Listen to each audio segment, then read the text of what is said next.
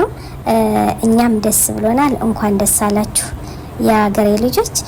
የመዳም ቅመሞች እንግዲህ ለእናንተ ነው ይህ ምልክቱ። እናንተ እየተደሰታችሁ መሰለኝ በኮመንት እንዲሁም እኔ በጣም ነው የተመቸኝ አብርሽ ማለት ነው። የአብርሽ ወንድምም እየተደራደሩ ነው እንግዲህ ሊሰጠው ነው ጀባ ጀባ ሊለው ነው መሰለኝ እንግዲህ አብርሽን። ረጉድ የመዳም ቅመሞች እንኳን ደስ አላችሁ ከአብርሽ ጋር ስለተገናኙ፣ ወደፊትም ደስ በሚል ይመጣሉ ማለት ነው። እንኳን ደስ አላችሁ። ሊጋቡ ነው ሩታና አብርሽ። ወንድምየው ፈቅዷል። እንኳን ደስ አላችሁ። ለሁሉም ዩቲዩበሮች አድርሱልኝ። በደስታ እንፈነጥዛለን።